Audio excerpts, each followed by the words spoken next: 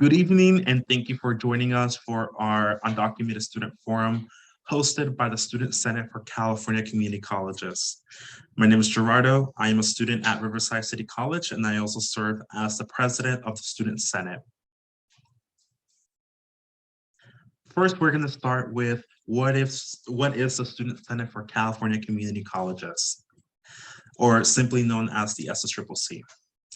We are a 501c3 nonprofit organization, which is student-led and staff-supported, and we are given the authority to represent our 2.1 million students on the California Community Colleges as authorized by the Board of Governors. And it is through the Student Senate for California Community Colleges that students have a formal and effective opportunity to participate in the formation of state policies that may have a significant impact on students. We have three different focuses in our structure. The first one is system participatory governance, and this is where we're able to provide recommendations on policy decisions that impact students. And it is through there that we're able to appoint students to over 25 participatory governing groups, whether it's from the academic senate or from the chancellor's office. Also, we utilize the legislative and budget process as outlined in our legislative and policy advocacy pillar. And this is where we're able to introduce, sponsor, and advocate on legislative measures and act as the voice of the students at the Capitol, whether it is providing student testimony at budget hearings or hearings at the Capitol, or we provide support for any legislative measure that is beneficial for our students. And then lastly, we have regional support and development. And this is where we are able to engage with our student leaders by providing resources, training, and support for our student body associations and our regions. We also empower our students through policy development, issue discussions, and other avenues such as this forum, where we're able to provide a platform for the topic of undocumented students to further that narrative and benefit of our students. With that said, we are going to be transitioning into our forum, which is moderated by our very own Vice President of Communications, Jessica Dominguez, a student at College of the Desert. So I'll pass it on to you, Jessica. Thank you so much, President Chavez. Hello, everyone. My name is Jessica Dominguez. I am a student at College of the Desert in the Coachella Valley. I am a student studying political science and business admin, and I am also the Vice President of Communications here at the SSCCC. So today we will be hearing from undocumented students and people working in our Dream Centers on campus. First, we're going to hear from the people who work within these Dream Centers. We have Dr. Fabio Gonzalez, a Dream Liaison at San Jose City College, along with Rosa Reyes Orduña, who is a Dream Resource Center staff at Oxnard College, and Justine Miranda at East Los Angeles College. Dr. Gonzalez, can you begin by introducing yourself? Absolutely. Good afternoon. I will say good evening to everyone. Bienvenidos. My name is Fabio Gonzalez. I am actually a faculty member at San Jose City College, a director of the EOP&S program, the Dream Liaison for San Jose City College. We have a program at San Jose City, which is called ALMAS, where we help our undocumented students. And I was telling my colleagues here in the presentation on the panel that I'm a undocumented student that actually was part of the Leticia network. So yes, I am outdated myself, but I'm someone who have gone through the whole system, pretty much even qualified as a foster youth, but I didn't know that existed in my time. And I made it through the whole system, and now I'm here working with our students. So thank you and bienvenidos. Thank you, Dr. Gonzalez. Rosa? Hello, everybody. Good evening. My name is Rosa Reyes Orduña. I am a proud product of a California community college. I am Oxnard College class of 2019, transferred out and became a UC Berkeley class of 2021. I found my way back to my community, and I am now the Oxnard College Basic Needs Specialist and Dream Resource Center staff. And I am really proud of a lot of accomplishments due to a lot of the support I've had, such as spaces like these, to become a non-traditional graduate. So thanks for having me as well, SSCCC. Thank you for being here. Justine? Hi, my name is Justine Miranda. So I am a student worker at the Dream Resource Center at East Los Angeles College. And so I have been working within this space for about a year now. I am also a student at ELAC. And so yeah. Thank you all so much for being here today and introducing yourselves. So we're going to start off with our first question. Can you explain the difference between AB 540, DACA, and Dreamers, along with what role the federal and state governments play in each area? Dr. Gonzalez or whoever would like to begin. Absolutely. So the AB 540 law, as many students like to identify themselves as AB 540, it was a law that was passed, I will say, many years ago, and I'm glad that it passed because I wish it was there when I was going to school. But AB 540 is actually a law that was passed by Assemblymember Fireball back then, and the focus was to allow students who are undocumented in the state of California to be able to attend higher education, whether it's community college, UCs, or CSUs, using a status identity, or what we like to call in-state residency. So by having in-state residency, students will actually pay a state residency fees. And by giving you that status, you automatically identify yourself as an AB 540 student because you attended high school for 3 years and you graduated with the high school diploma. I know later on we're going to be talking about SB 1141, I believe it is, from Senator Limon, and we can explain a little more on how that's going to be shifting. DACA has to do with the deferred action signed by back then President Obama, that was trying to provide some kind of a protection across the United States to undocumented students. And what that created was basically for students who arrive here in a certain year, before that certain year and that month, that they could actually qualify for a status. Again, it has to do with status on being in the United States, giving them a work permit, giving them a social security, and allowing them to stay here temporarily. It's not a permanent resident. It's not citizenship. It's basically just a status adjustment per se that is temporary for through the deferred action program that we have. And now, when it comes to Dreamers, a lot of folks get confused. I think Dreamers, in a way, it came from the whole Dreamers national agenda that we were trying to protect Dreamers, and the Dreamers are undocumented students. And through the deferred action program, there were a number of different legislatures that were being put together that actually pick up the word Dreamers. So Dreamers does not necessarily refers to AB 540 or refers to DACA. We have been using the word Dreamers because we are trying to be political correct and not pretty much call them undocumented students. I believe that the federal government as well as the state government have played a tremendous role in adjusting some of those statuses for students so that they can actually attend higher education and they can actually participate in the higher education system and complete a college degree. The federal government for many years have intended to pass some kind of a legislature to protect not just the dreamers, as the national government will refer to, as the federal government will refer to protect them, because they classify there is over 11 million dreamers, which includes all of us, not just AB 540 or DACA, but they're just referring to all of us.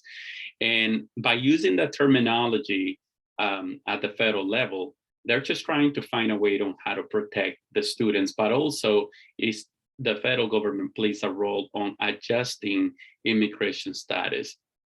That's how the government, the federal government, is able to create law to actually protect undocumented residents in our country, so that they can actually have a residency status, that they can not just work, but they can be here temporarily, or they can be here permanent, or find some way of a legalization process through legal residence, and then eventually becoming a US citizen. The state played a very critical role on protecting its own residents, and because California has been proactive for many years now, starting, as I mentioned earlier, with the Leticia Network, and trying to protect our students, trying to help them to attend college, trying to help them with their education, making sure that they are actually active participants of our state, because they're humongous contributors to the economy within our state. So the state government couldn't just place one of the biggest role in making sure that its residents are fully protected, regardless of what the federal government is doing. They played a critical role in making sure that those taxpayers, that whether they're US citizens or residents or undocumented, they are taxpayers contributor to the state. So the state has made that a priority on basically saying how we're going to help all of these residents that live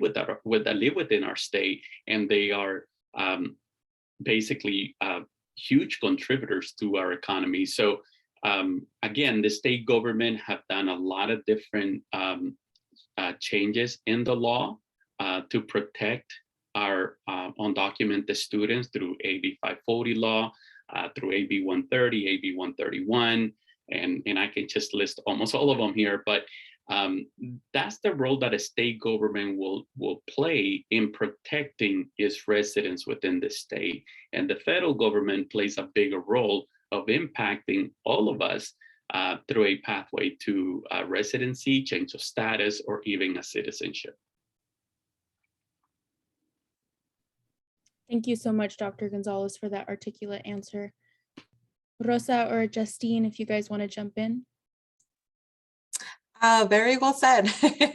And I think just to really go back just very quickly, it's AB 540 is a state initiative, right? It is California. It's a state that's known to lead a lot of pro-immigration policies.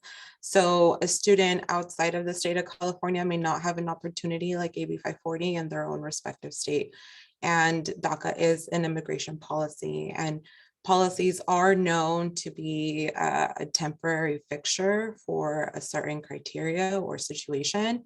It's not a law, hence why you see that a lot of other states come forward and state their opposition to DACA, because it's not a legal law. It's not an implemented law.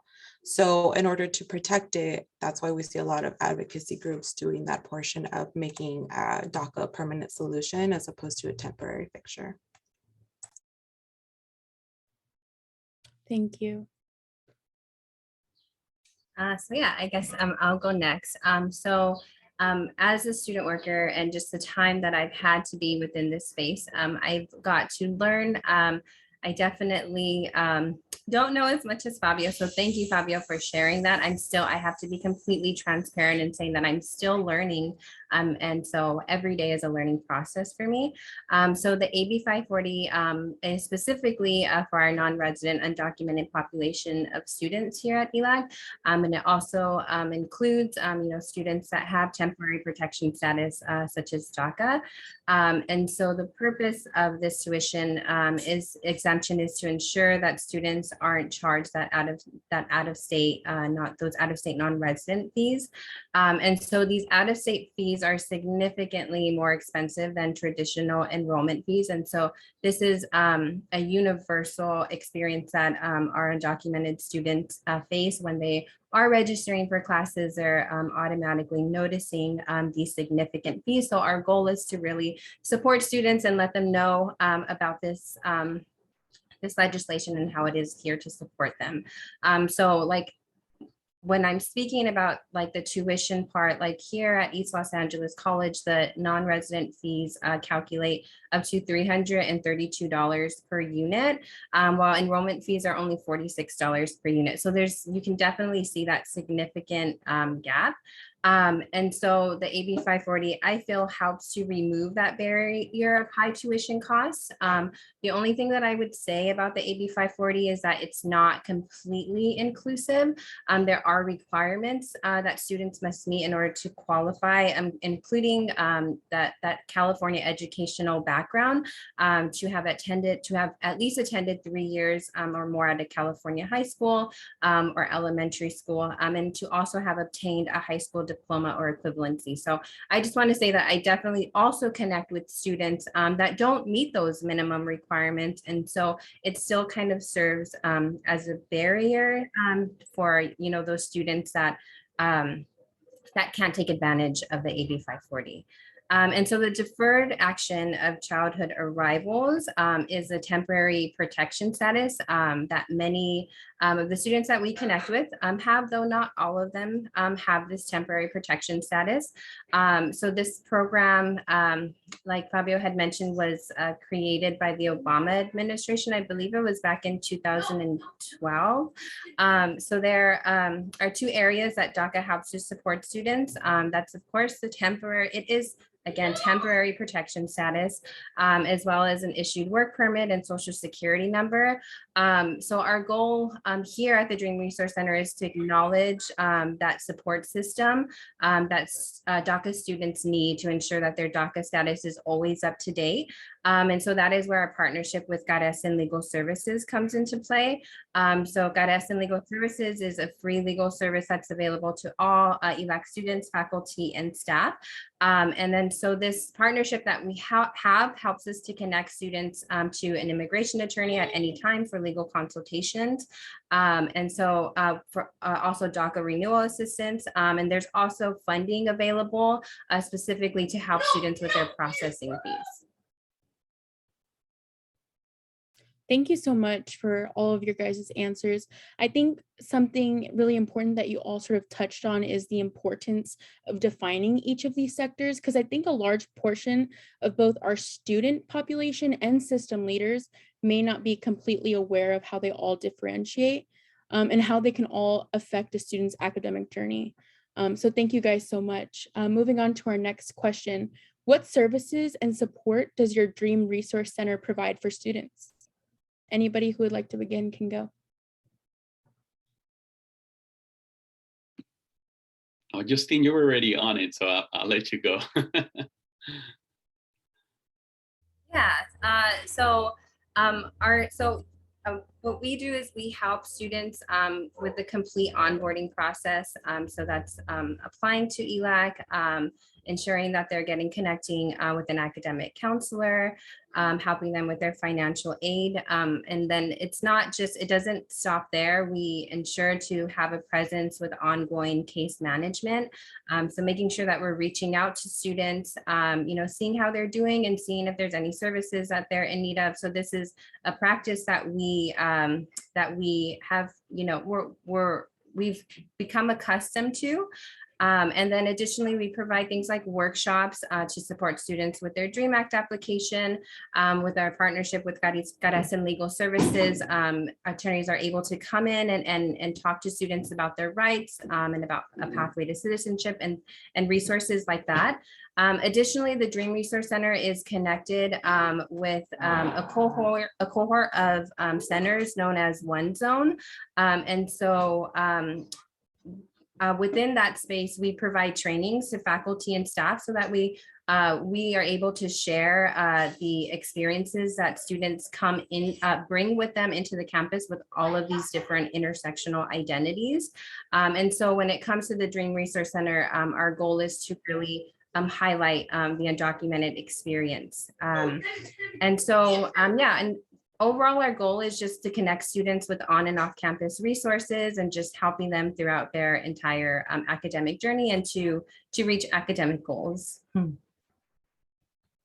Thank you so much, Justine. Dr. Gonzalez. I'll let Rosa go. Go ahead, Rosa.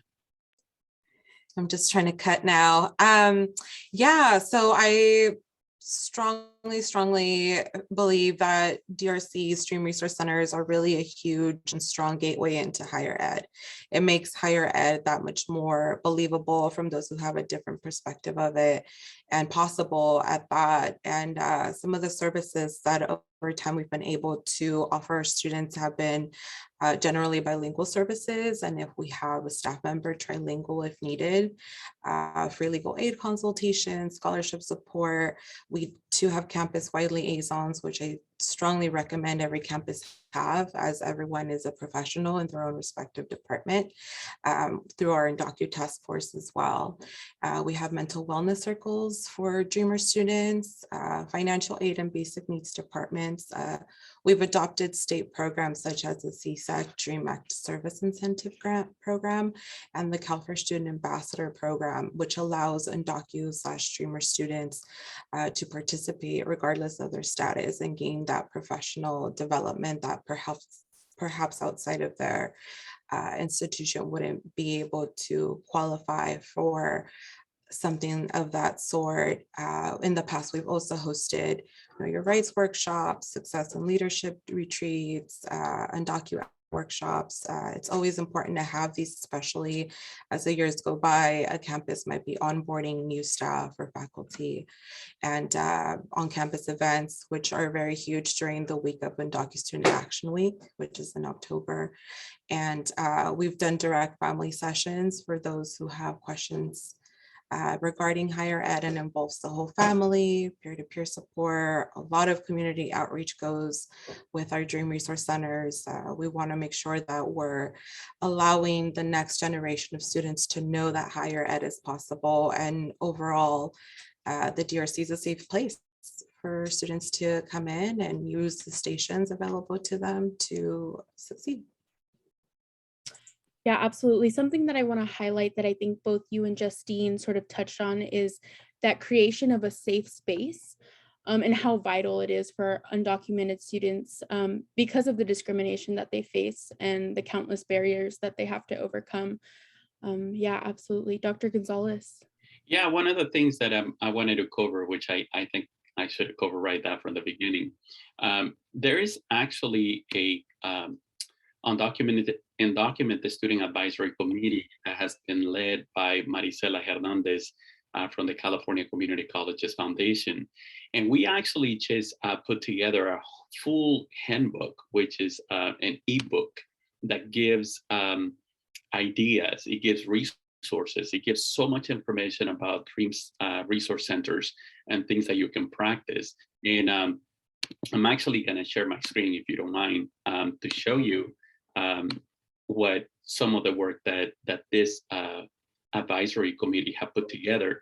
And it tells you, it gives you so much information about this toolkit, background, initiatives, information about the legislature that impacted undocumented students, defining the terminology. It gives so much resources. And I know there's so many different agencies across California who actually have done an amazing job on giving us resources for students so we can help them. Everything that Justine and Rosa have said are, everyone is trying to find a way on how to create not just a network, but a welcoming climate and environment for our undocumented students. One of the things that my colleagues, I'm pretty sure they do, which I do, is that since I am an undocumented faculty, as I like to call myself, with a doctorate degree, I go out to the high schools and I talk to my students.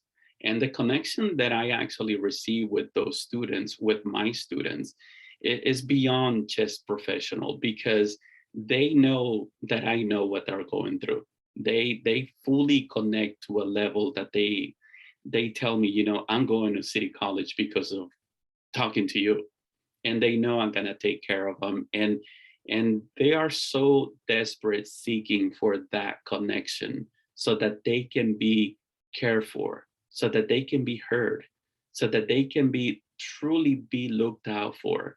I remember when I was going to university, I told a professor that I was undocumented because he just got me in a very vulnerable position. And I just got deported because I was trying to win my case. I got deported and I was depressed.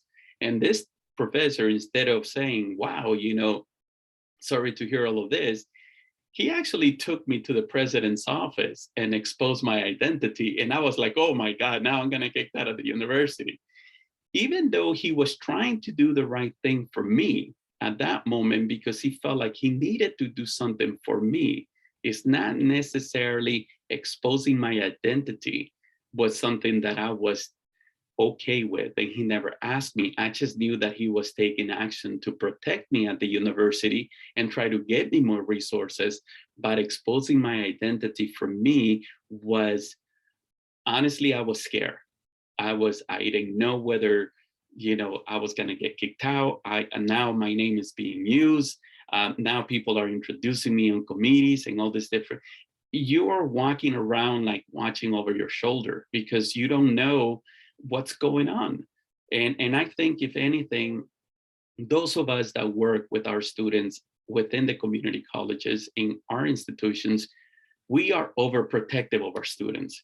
And many times our own colleagues tell us, hey, why can't you just tell us how many students you serve? And I said, because if I were to tell you that, I will be breaching confidentiality with my students, but more critical, my students will feel betrayed. Because one thing that our society tends to do is that they really want to help our students, but they don't understand that being undocumented and, like, you hear the term living in the shadows, it's really hard to come out of that. It takes time. It takes time to feel protected. It takes time to feel confident to talk about your status. It really takes time. So if there's anything that we do, is that level of comfort that we provide to our students to feel that the college where they're coming, they will be protected, their identity will be protected, and that we're there to help them and providing whatever we can do. Wow, thank you, Dr. Gonzalez. So many amazing, great points brought up from all of our panelists today. So for our next question, in your experience, what policies, practices, and structures from the Dream Resource Center best help meet the needs of undocumented students?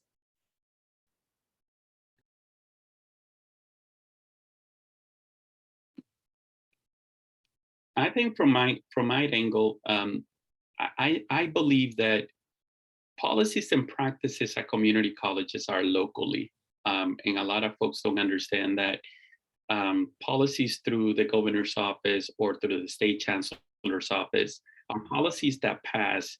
However, everything is local. So while a law can pass across the state of California, we still need to deal with the local politics at the colleges and the districts. And many times, those colleges on those districts are just not ready to see a change, are just not ready to admit that you have a very large population of undocumented students. How are you going to be able to help them? So you need to have what I like to call courageous dialogues about what policy does your college and your district have in place that are becoming more than a barrier to this population. You need to do training. And I think Rosa and Justine talked about this.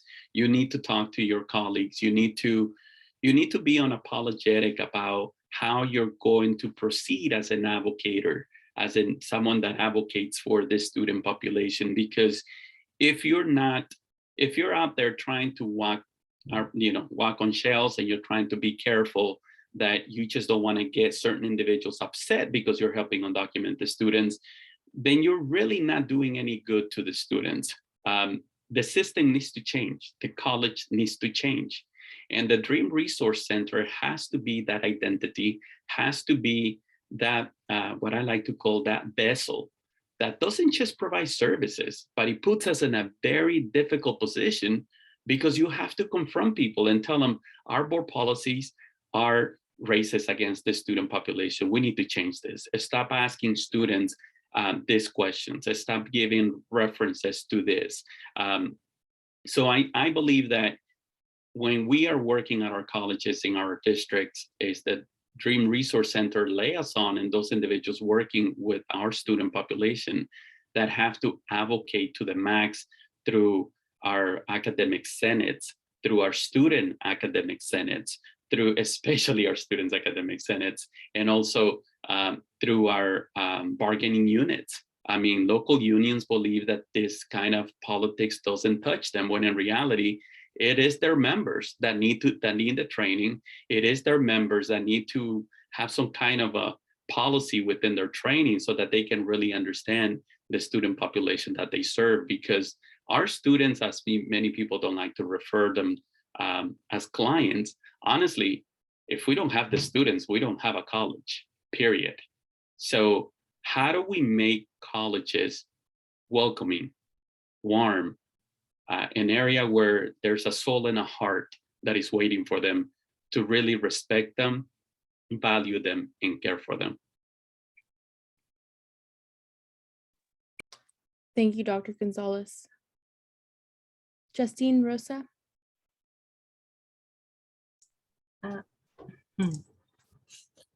Yeah, I can go. So I just want to say, like, what I just want to kind of follow with what Fabio was saying. I think what he's saying is, it speaks a lot of truth when it comes to, what the Dream Resource Center is and what it provides to students, and how, it is our responsibility, as a whole, to create the space for students where they feel safe and where they feel supported. And I think my experience working, at the Dream Resource Center, and the colleagues and the mentors that I've had the opportunity to work for, I can see that drive and that passion in them to provide that to students. But again, as Fabio said, there are policies and there are, leaders within these spaces, that we technically, can't navigate. It's hard for us to navigate around that. And so I think, like, when it comes to, the Dream Resource Center being a part of, this one zone and this safe zone, and this includes, all of these, all of these spaces where students can come. I as my, experience working within this space, I can definitely say that there's more room, for resources and for support within these centers. And so I definitely just want to say, yes, like, when it comes to, the work that we're doing, I'm so proud of my colleagues. I'm so proud of my mentors, and just being able to be surrounded, with such influential people, and to learn, as a student worker. But yeah, I definitely think that there's always room for conversation on how we can do better, and for us to talk about, how we can improve, these practices that are continuing to marginalize students in a way. So yeah. Thank you so much, Justine. Rosa? Thank you, everyone. And to kind of add to the conversation, I think that, so just a little fact, our county has 3 sister colleges, and our college is the only one with the center. And it's not to brag about it, but I think it speaks volumes to the community we are aware that we're serving. A lot of minority groups, our undocumented community, first generation students, working class, so on and so forth. And so it was really a collective effort, and you really have to be consistent with those efforts involving administration, faculty, staff, students, the community, organizations, externals to your campus. It really does take a village, and it's not just about a hype in a particular given moment. It's a lot of persistent work effort, collaboration, and innovation as well. What worked last year doesn't work this year. What worked 2 years ago definitely doesn't work today. And so I think one of the things that as a campus we can acknowledge we need to continue working on is that there is a need to adopt destigmatizing practices and normalizing the conversation and continue the outreach that there is a safe space that exists. Otherwise, I remember being that student who was, where's my safe zone? Can I come out to someone? Can I tell someone what I need? And it really took others around me to make me feel comfortable to say something, or else I didn't think I was going to say it. And there's a lot of the times we think there's that 50-50 line, oh, let's meet each other halfway. It doesn't necessarily work like that. We need to meet students that much more closer to where they are than vice versa. And, moving forward from there on. Absolutely. Something that I got from all three of you is sort of the collective work that we have to do, right? It's not just one sector of the community college system. It's not just students, it's not just faculty, and it's not just system leadership. It has to be a collective effort to meet the needs of our undocumented students. Thank you all so much. Thank you to our 3 Dream Resource Center panelists. We're going to move on to our student section. I'm going to go ahead and introduce each of our students, and then they can go around and introduce themselves. So we have Leonardo Rodriguez from Mendocino College. We have Luis Antonio Carrion from Hartnell College, and Evelyn Martinez Guerra from East Los Angeles College, along with Justine Miranda from East Los Angeles College. Leonardo, can you start us off this round of introductions? Yeah, thank you, Jessica. My name is Leonardo Rodriguez, but you can all call me Leo. I go to Mendocino College, where I'm studying political science, social science, and history. I also, with the help of the SSCCC, was appointed as a commissioner to the California Student Aid Commission last year in November, where I have served and helped represent undocumented students and all students.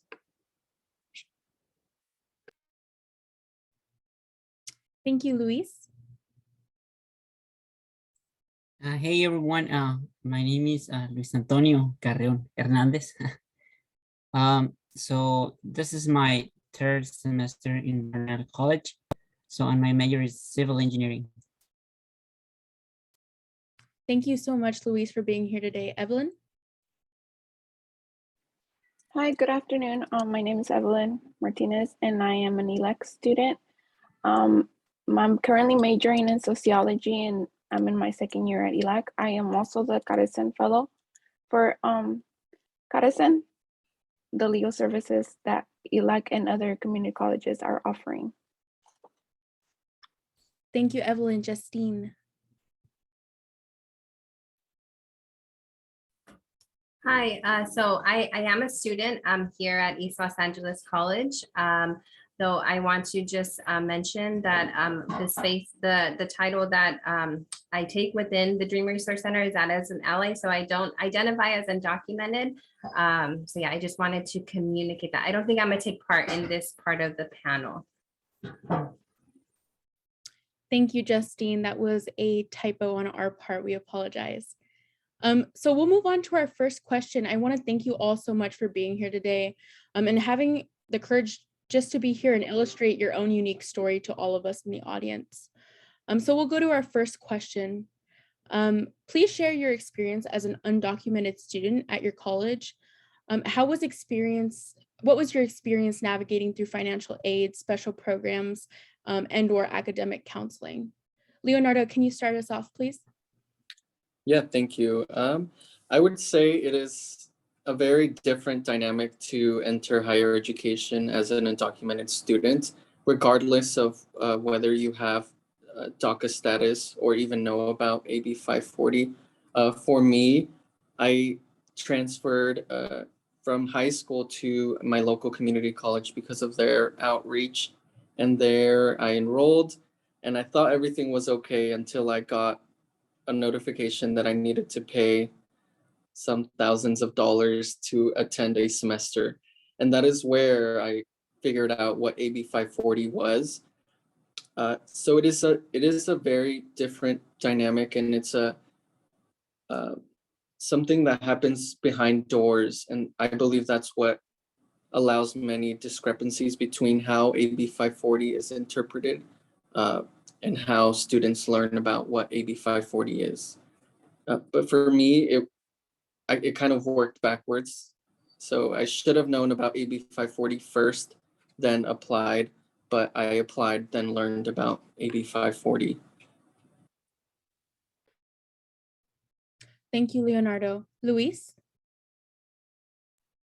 Hey everyone again. So as you know, like the community college, you know, it's made up for a big percentage of non-traditional students, and that's one of my case. So I finished like the La Preparatoria in Mexico like years ago, and after that I came to the United States. So like in 2020, I decided, you know, just to come to California to do something. And I had a friend, and he was studying in college, and he invited me to the college, and he asked me, "Do you like to study here?" Oh man, I can't. So for my status, and he put me in a race at the right time, you know, in a like kind of undocumented center. It was like the undocumented room because it was pretty small. You know, but there I found like hope, you know, because in this place I received hope. What was that hope? AB 540. So they give me information. I need to make like over 1,000 hours. I think Justine talked more about that, you know, about what I need to do for fill it out for AB 540. So okay, I have to do 1,000 hours in adult school, community college. Okay, let's get it on. So I'm starting, you know, in adult school in 2020, and COVID come, the school closed, adult school closed, and I was looking for options, you know. I was living in Florida, so I'm going to stay here in California, but I'm going to study. That's what I'm going to do. Not job. I had a lot of job in Florida. I got a lot of job in Georgia, but I'm here not for job, for study. So I get information about like Harnell College. So that's what I'm doing online. But I found three different things, and I visited like 3 different community college, 3 different docu centers with a positive information, but I think it's incomplete information about AB 540. They have general idea, but they don't have like the whole idea, and they don't have for every case. And I understand that. So the first financial aid that I get, I can say it was like that I call I call it this name. I call like 6 by 300, and this is a promotion Harnell College offered me, and I have to pay only $300 for 6 unit credit courses. That's what I call 6 by 3.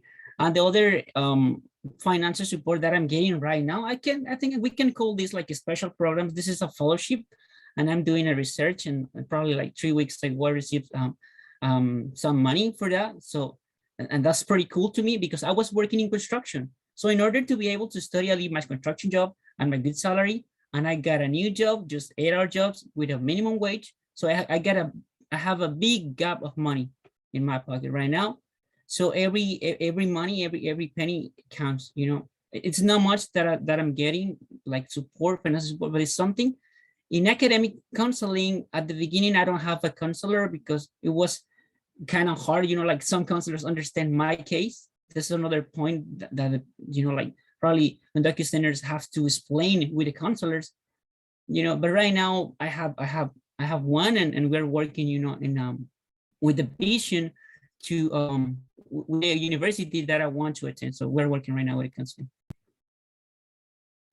Thank you so much, Luis. Evelyn? I think, hi again. Well, I want to mention that my experience is based on the last 2 years. So it has been based on COVID. I want to acknowledge that other students may have other experiences if they went in person. All of my education so far has been online and remotely. Therefore, my experience may vary. But I want to share that I'm also a non-traditional student, and I'm a parenting student. And I think that played into my advantage in a way, because being a mom, I'm already kind of used to like being on top of things. So when I applied for ELAC, I kind of was on it. Like I was like, okay, I need to apply a financial aid. I need to do this. I need to do that, right? But so I did not look for resources, or I didn't really like hear about or was guided towards any resources right at the beginning. So I want to say I did it alone, and it worked out. But I do want to I guess, go back a little bit. As I mentioned, I am a non-traditional student. I graduated high school back in '08. Therefore, there was no DREAM Act, there was no DACA. And that was my very first, I guess, barrier when I acknowledged that, although I knew for way before that I was undocumented, and there was going to be some issues once I was an adult. But right off high school, I tried to go to a community college, and when I attended the orientation and all the preparation and stuff, they told me, well, you don't have papers, so you're gonna have to pay extra. Like students that don't have papers, they have to pay out of state tuition. There was no AB 540, or if there was, they didn't mention it to me. And I kind of just walked out because I was like, okay, I can't afford it. And at that time, I was also a single mom. So I was a teenage mom. There's a lot of identities. I just kind of played along with my life. But so education was just like out of the question at that point. So I went on, like 3 years, 12 years to be exact, where I just didn't think I would go to community college or higher education. I was aware of DACA, but at the moment, like I just was not financially capable of applying for DACA. So I kind of missed out on that. And then, like I said, pandemic hit, and I learned about ELAC, and they were advertising the Promise program, which that encouraged me to apply, because I once I did some research on it, I realized that there was no I guess documents necessary. Like you could apply, it didn't matter your status. So I went ahead and I applied, and then, like I said, I went through the whole process. Now, as far as like now that I've been there for 2 years, there has been some instances where, like, for example, I learned about the AB 540, right? Because automatically I got an email saying, well, you're considered out of state. You need to fill out this form, and you need to prove your that you went to high school and you got a diploma and everything. So I did it. And then I think that was one of like my very first issues that I encountered, was that I had to follow up, a few weeks later with the admissions and financial aid to find out what was going on, because I could still see the charges. Eventually it got fixed, but I do have to say, like, it was kind of frustrating, and it did make me question, like, should I even keep on going, like, and it's always something that just kind of like makes me feel like whenever I encounter like an obstacle, I'm just like, okay, should I keep on doing this? But yeah, so I think that's the only issue that I could think of as of right now. But I think as we go with the questions, I'll think of more. Thank you. Thank you. Thank you all for being vulnerable and sharing your stories and your backgrounds. Something that I think is really important that you all sort of touched on is the pandemic, right? Whether you began your education at the beginning of the pandemic, midway, something that you'll hear a lot in these spaces is, the issues and the concerns of quote unquote traditional students, but we know that our undocumented students are underrepresented and underserved. And I think it starts with what Dr. Gonzalez said, is this courageous dialogue. So thank you all so much for being vulnerable and here today. Moving on to our next question, please share barriers that you encountered that negatively impacted your academics, mental health, and overall experience. Leonardo, can you start us off again? Yes, thank you. I think we probably all have faced the barrier of studying during a pandemic and that transition.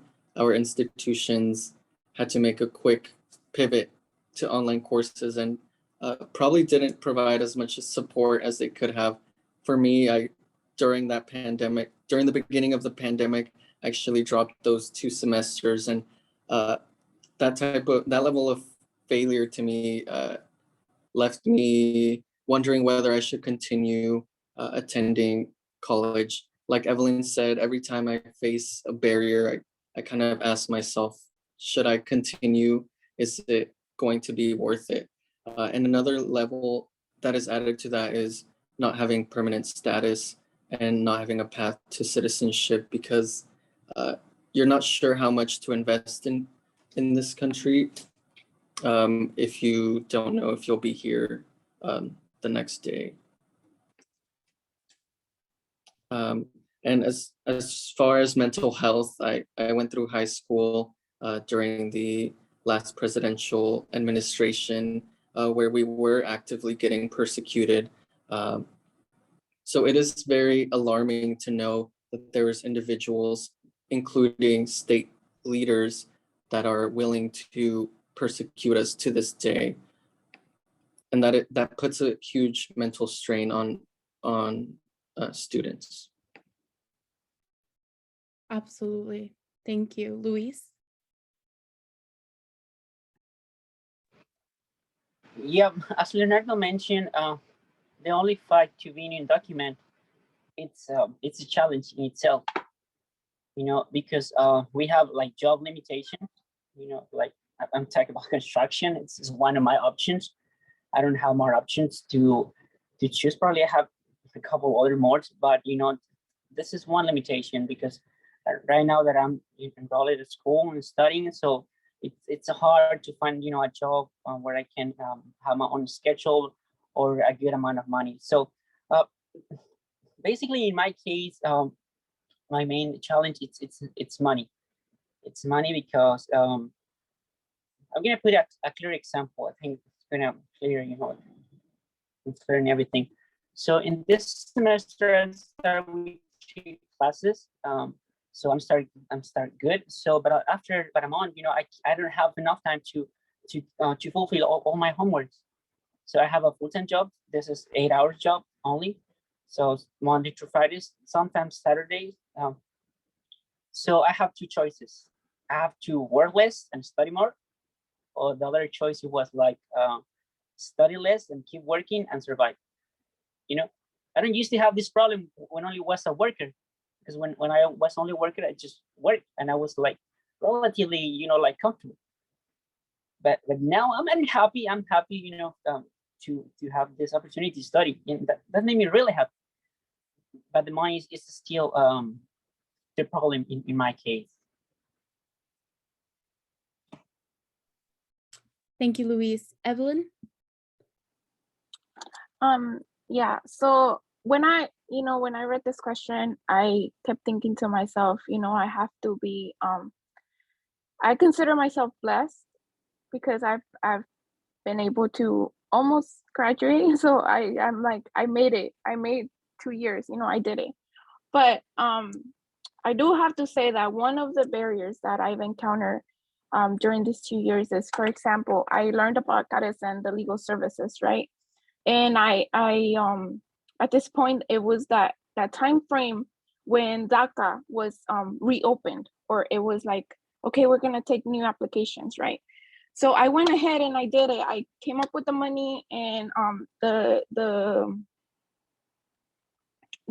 what's it called, the attorney helped me out, and I filed my application, my initial application. I was so excited. I kept thinking like, wow, like I'm gonna have DACA once I finish my school, like I'm gonna be able to get a job legit, you know, like the right way and everything, and I'll be able to support my family. Fast forward a couple months later, you know, I get my appointment for my biometrics. And I'm like, yes, it's almost here. It's almost like, you know, I had all these plans. I was so happy. I was so excited.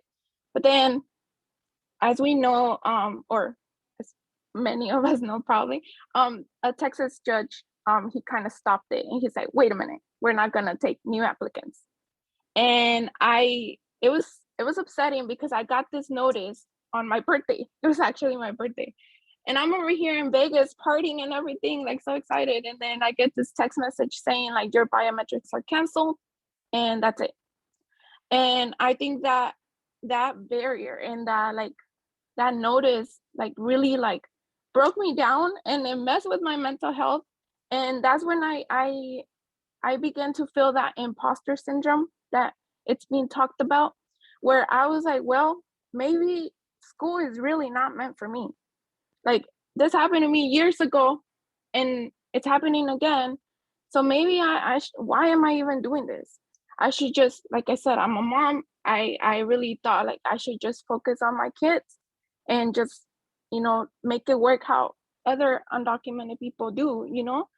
But I think that, I don't know, I think like I dealing with these barriers, like there's a part of me that still like wants to fight and still like strong, and it's still like, you know what, I'm gonna do it, like no matter what, like I'm gonna finish up and we'll figure it out later, and in hopes that hopefully, like, you know, policies change and everything. So yeah, but I think it continues to be a barrier, just being undocumented overall, like just being undocumented and having to face that every day, like it's a barrier. But yeah. Thank you, Evelyn, so much for being vulnerable and sharing that with us. Something that I really got from what you said is sort of the instability of being undocumented, in that in a moment's notice, your whole life can be turned upside down. And something that Dr. Gonzalez also touched on is that living in the shadows or living with fear. And again, it starts with conversations like this. So thank you guys so much. Moving to our next question. What resources or support contributed to your success? And what resources were lacking on your campus that you wish you had received? Can we start off with Luis this time?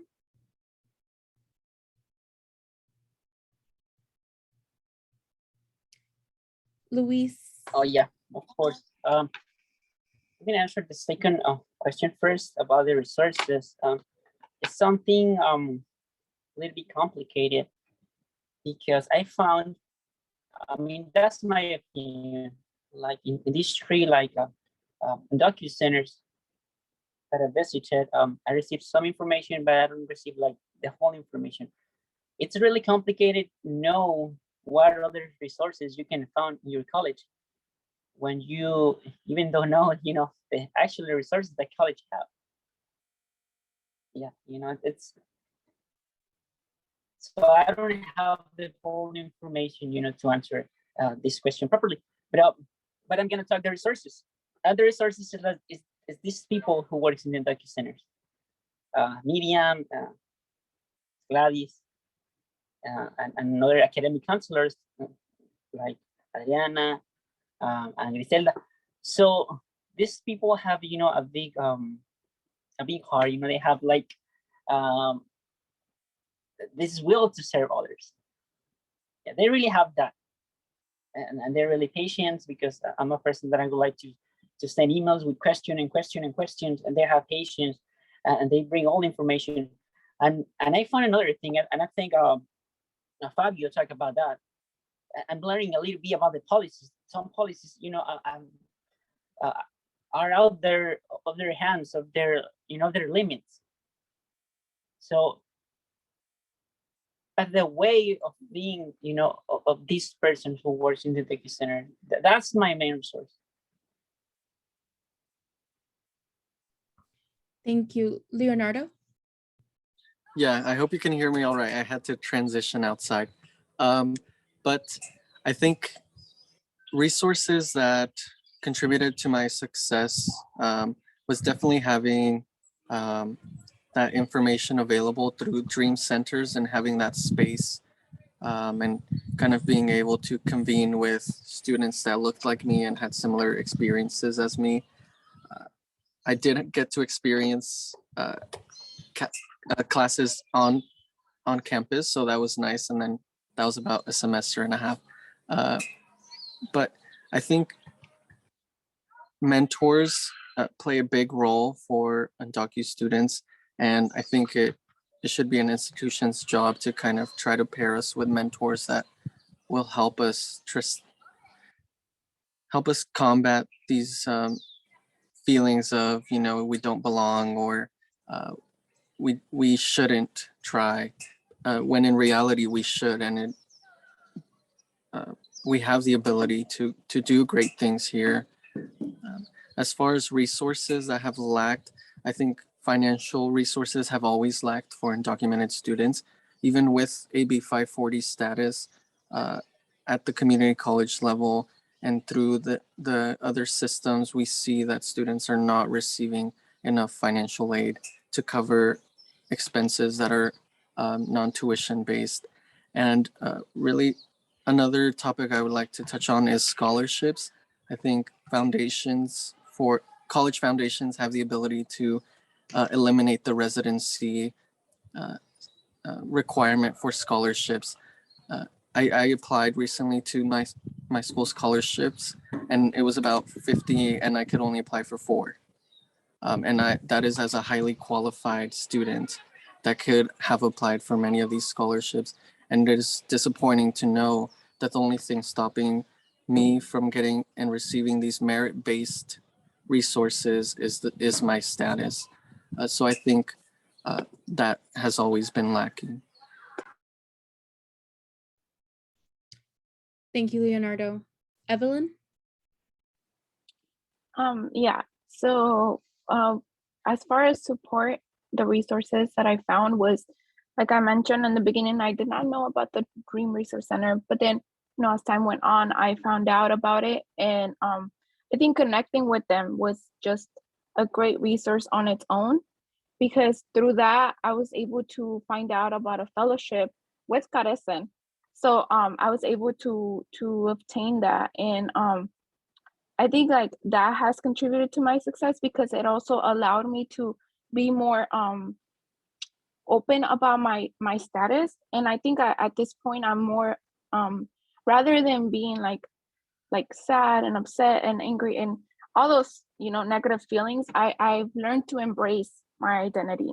And embracing my identity, I've been able to like connect with other people, and especially connect with faculty that are allies and that are able to like provide like other resources, like connect me with other people outside of the college that could provide me with mentorship. So I think that overall, like just the connection that I've built and that I've gained from meeting stuff at the staff at the Dream Resource Center has been positive.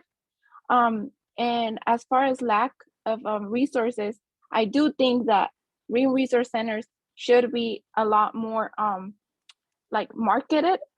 They should be more like like when a student comes in and fills in an application and they're like, I want to join your college, but I'm undocumented.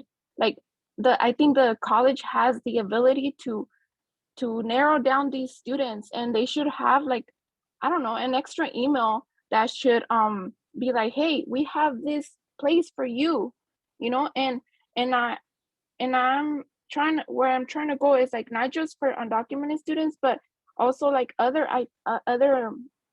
communities that like have dealt with these disparities, such as LGBTQ and DSPS, all these students that just that have extra needs, because I truly do believe that equity, it means that you gotta meet the students' needs.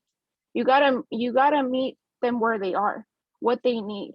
And I think that as far as my campus, like I think if they were more proactive at marketing these resources, like it would help a lot more students.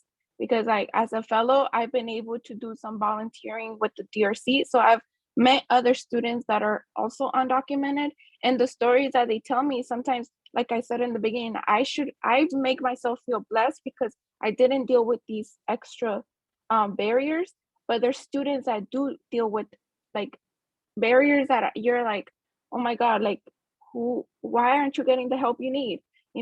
So yeah, I think that that's it for now. Thank you guys. I think you guys highlighted a lot of the inequities that we hear a lot in our California community college system. So I think that is a good transition to our next question. What can administrators, programs, and the California community college system do to improve your academic journey and success? Can we start off with Evelyn this time? Yes. So I do want to point out, like I should have said it on my last question, but I do want to point out that my Dream Resource Center, like I know the staff that's there, they've been there for years now, and they've been trying really hard to get all these like, you know, like programs and all this stuff. The problem that I see from an outsider, it's a budget issue. So I feel like, and I think that what could be done is, you know, encourage these policymakers and these people that decide on budgets to truly invest into these resource centers, because we as undocumented students, we have value, and we are like, we're not just gonna come in and take, you know, like the resources and just leave. No, like we are, I feel like as undocumented students, we know what we want, and we're there for a purpose, and we just want the support. So I think that this space, like this conversation, like I think this should be happening a lot more, as well as being more intentional and not performative. Because I mean, we could be talking right now, but what's gonna happen next? Like, what are we gonna do about it? Like, you know, so I feel like these conversations just need to continue, and they need to have us students, us, our experience to be told, because I think that that's what matters the most. I think that having our own experience being told it adds a lot more value, and it truly shows like the need and the, I guess, the struggle that we go through. And then lastly, I think making these resources a lot more accessible. Like Leonardo mentioned, there is scholarships, like but when they add the residency, I don't know the word, but when like the qualification, you have to be a resident, or you know, like sometimes people say like, oh, go ahead and apply, it doesn't matter, just apply. But you know, I think it's a personal thing that you're like, no, but I know I don't qualify because you're telling me that I need to be a resident. And sometimes even these qualifications are not like straight, they're not like specific enough. Like as an AB 540, I'm considered a California resident, but I'm not a legal resident. So when you put you must be a California resident, like, do you mean AB 540 is okay? Like, you know what I mean? So things like that are like minimal, but they make a difference. And I think yeah, and basically my last one is outreach. I think they should be able to like administrative programs and community, and the whole system as a whole just needs to be more intentional in outreaching to us students and seeing what we need. And that's it. Thank you, Evelyn. Can we have Luis Antonio share? Yes, of course. Thank you. So let me add one more example to clarify, and you could okay. Leonardo talked about the scholarship, and you know, and we have these barriers to qualify for them. In this case, for the residency. So I received an invitation from another honor academy. They have 3 Greek letters. So this honor academy, and supposed to this honor academy offer or connect, you know, the students, students with good grades with a lot of scholarships. But this is the problem with this big list of scholarships. You must be a resident to apply for the most of them. So I think, you know, like the Senate or another people responsible for the community college should focus in the financial support. What I'm saying, financial support, like as the focus point, because more money, it could be transformed in more time for the student. More time, it could be transformed in better grades. It could be transformed, you know, in have time to assist to the clubs, you know, and we can reach this college life. If we have more people in college, we have you know, a great environment. So what I'm saying that Evelyn, she said something really important. So not only to to talk, so go direct to the action. But I'm understanding something like the policies, the state policies sometimes are hard to change. So, and I'm thinking like the money, it's more easily to get. What I'm saying, money. She talked about the lack of funds, for this Dream Resource Center where she studied. But I hear like in the college where I'm attending, so I'm attending to college, and one of them have a publication in their website, and they have like over $300,000 to offer in support for the students. Also, a lot of students are dropping out of the school, dropping out of the college. So the college have the money, and unfortunately, we have students dropping out of the college. So we have another students who want to attend college and have money, students. So I think we all can get the conclusion. So I think money must be the focus point. Thank you, Antonio. Leonardo? Yeah, thank you. I think finances plays a big role in pushing students who are undocumented through community college and to receive a higher education. But I think permanent legislation needs to be created so that we can continue our path without fear and without forms of discrimination, and relying on applying for programs and kind of picking up the scraps we are given at times.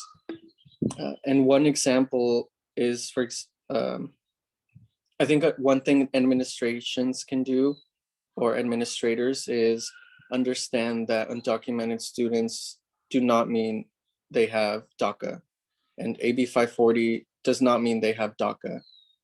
So when an AB 540 student comes to you and to your college and asks, hey, what can I do with my degree? And you can't tell them anything, there really is no way to support them without supporting legislation that will expand our ability to receive legal and permanent immigration status. So it all does come back to that. And I think the community college system has the ability as a vehicle of equity to establish and help lobby for immigration, a pathway to citizenship for undocumented students.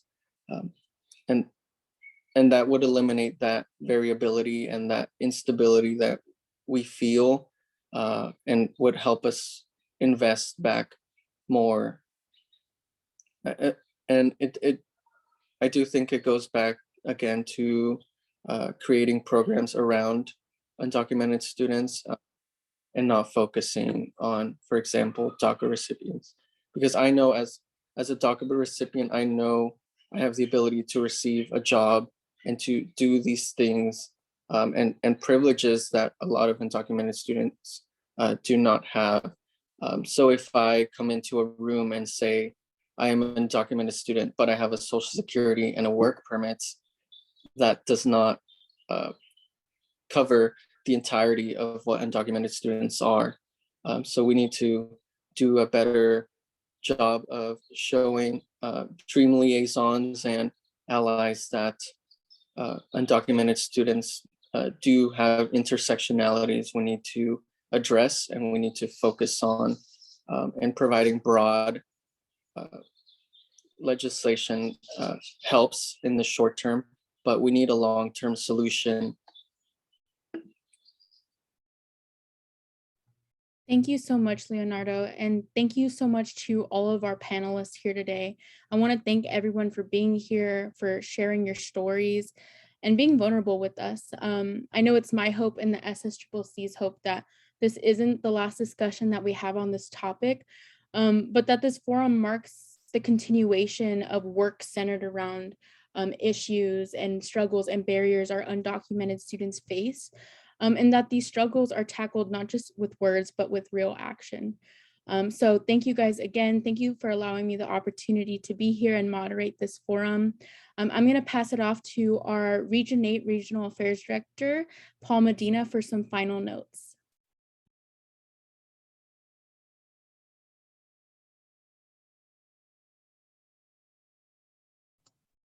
Thank you, BPC Dominguez. I want to echo actually what BPC Dominguez is and what the Vice President of Communications Dominguez said.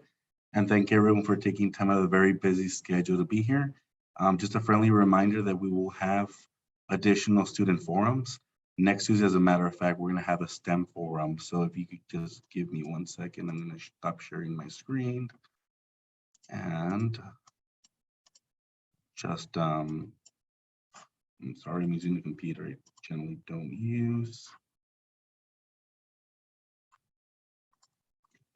And I'm going to share it one more time. My apologies for that.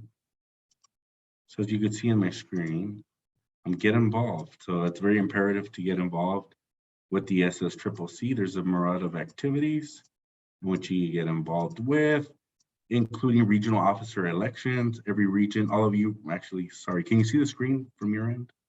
Okay, perfect. Every one of you in particular, every community college within the state of California actually belongs to a particular region. And every region always has some sort of opportunities to actually be involved.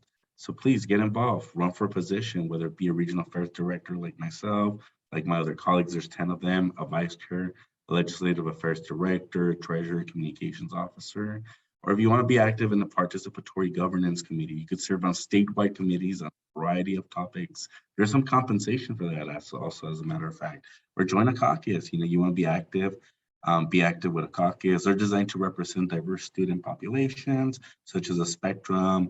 We also have student trustee and Black caucus. So actually, we do that share. And moving on to the next slide, upcoming events. Like I mentioned, we have our Students Forum series, Diversity in STEM, on March the 29th. We're also going to have additional career and technical education, another forum on mental health, financial aid, another one on transferring. Now, General Assembly, upcoming is General Assembly next week from April the 1st to the 3rd in Sacramento, California. That is very important because that is our flagship event.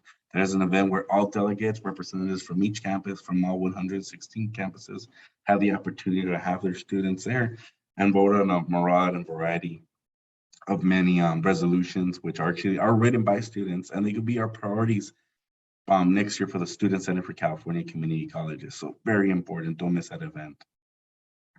And connect with us, please, most importantly. You can reach out to us via Instagram. We have an official page. Every region also has an Instagram page. Follow us on Twitter, and also follow our Facebook page with the Student Center for California Community Colleges. Now send it over back to you, BPC Dominguez. Thank you, Paul. Thank you, everyone. Thank you for being here today. Connect with us at our social medias, and we hope to see you at the next forum. Have a great night, everyone.